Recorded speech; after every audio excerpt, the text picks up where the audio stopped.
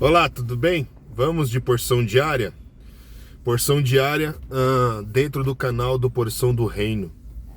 O texto em que eu estou hoje aqui é 2 Crônicas, capítulo 7, versículo 1. Diz assim: Assim que Salomão acabou de orar, desceu fogo do céu e consumiu o holocausto e o sacrifício, e a glória do Senhor encheu o templo.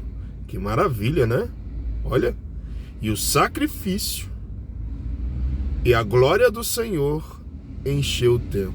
Ou seja, o fogo que desceu do céu consumiu os holocaustos e o sacrifício, e a glória do Senhor encheu o templo. Assim que Salomão terminou de orar. O que podemos aprender com tudo isso? Você já pensou sobre a glória do Senhor, sobre a manifestação do Senhor, sobre a presença do Senhor? É nítido quando Deus ocupa um ambiente, quando Deus ocupa um lugar aonde pessoas estão reunidas para glorificá-lo, para adorá-lo, para bendizer, para exaltar o teu santo nome. É evidente que o comportamento, que as coisas, elas começam a ser diferente, tá? E eu falo isso com muito equilíbrio. Quem me conhece sabe, quem vive conosco lá na nossa comunidade, aqui, ó, Frutos da Fé, sabe do equilíbrio que devemos ter e não agir com meninice, não agir com molecagem, não agir simplesmente pela emoção, mas com muita razão, viver na presença de Deus. Deus, ele tem um padrão. Você sabia? Deus, ele tem um padrão para a manifestação dele ser real, ser perfeita, ser notória na vida daqueles a quem o busca. E o padrão de Deus envolve uma reverência, envolve um respeito, envolve um temor, não temor de medo, temor de reverência, temor de reconhecimento sobre ele. Salomão, é interessante, em 2 Crônicas, capítulo 5, do versículo 11 ao versículo 14, narra uma história muito interessante, né? Salomão, ele ansiava, ele desejava que a presença de Deus viesse a ser real, viesse a ser notória no templo que ele criou, no templo que ele fez meticulosamente, com todos os cuidados, com tudo que tinha direito. Salomão, ele fez um templo para o Senhor. E Deus permitiu que ele fizesse o templo. Era planos de Deus para Salomão construir o templo. Só que é interessante que para a glória, para a presença, para a manifestação de Deus estar dentro daquele templo, Salomão precisou fazer algumas coisas. Salomão, ele precisou preparar o ambiente. Salomão precisou ouvir Deus e fazer com que a vontade de Deus fosse real. Aí o que Salomão começa a fazer? Ele começa a preparar a si mesmo, né? Ele começa a se preparar e começa a preparar o povo, a ensinar o povo, a orientar o povo para buscar a presença de Deus.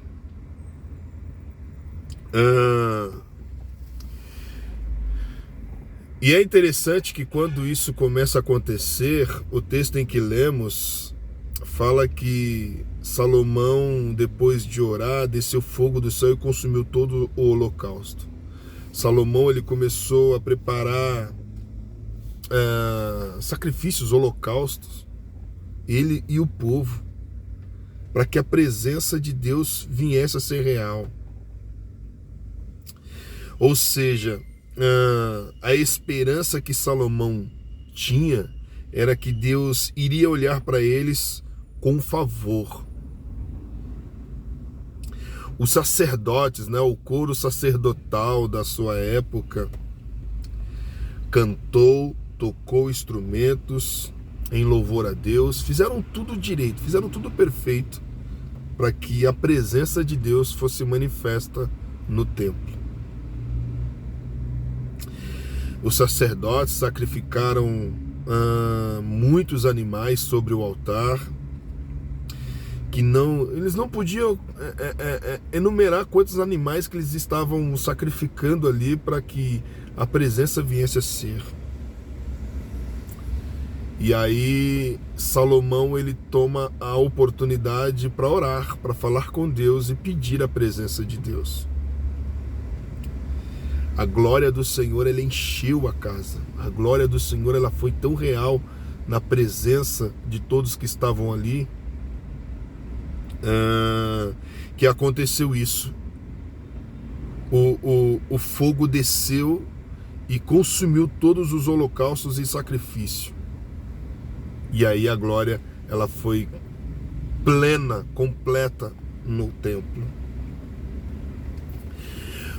Quando a gente olha simplesmente para a ótica da antiga aliança, era natural, né, ir para o templo, uma casa, um lugar construído, e ali oferecer holocaustos e sacrifício pela presença do Senhor.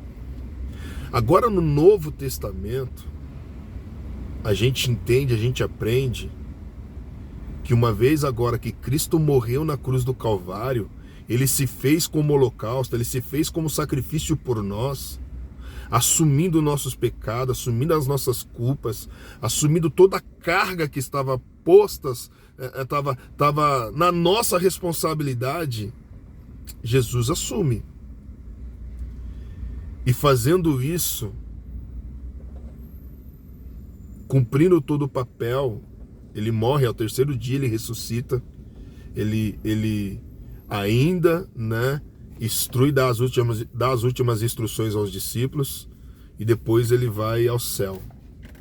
E ele falando que indo ao céu nós não estaríamos só, seríamos templo do teu Espírito Santo, porque o Espírito Santo agora habitaria em nós. Interessante isso agora, que se o Espírito Santo habita em nós, ou deve habitar em nós, uma vez que reconhecemos quem o Senhor Jesus é e o que Ele é por nós,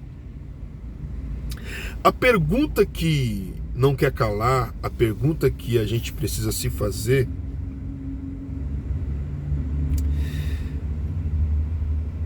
o que nós estamos fazendo para que a presença do Senhor seja revelada a nós, para que a presença de Deus seja real em nós, para que a presença do Senhor seja contínua em nossas vidas, para que as pessoas vejam em nós a presença de Deus. Não tem como se enganar, gente. Não tem como fazer de conta. Quando Deus habita em um lugar, a glória e a presença enche o lugar de uma tal forma que é impossível continuar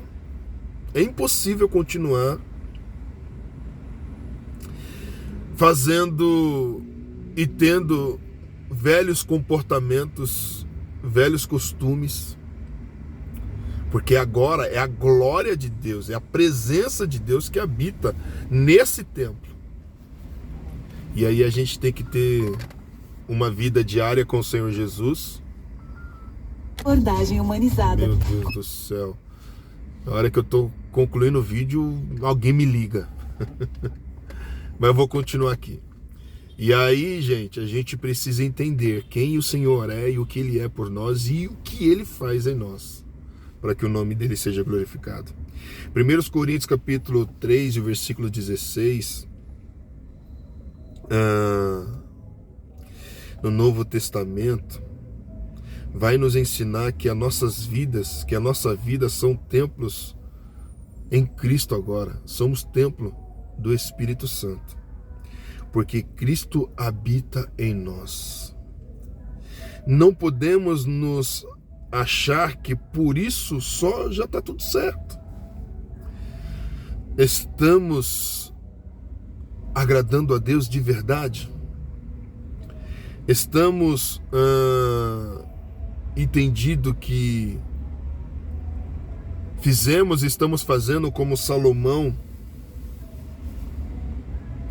preparando o templo em todo o tempo? Precisa a gente ter essa convicção e esse entendimento.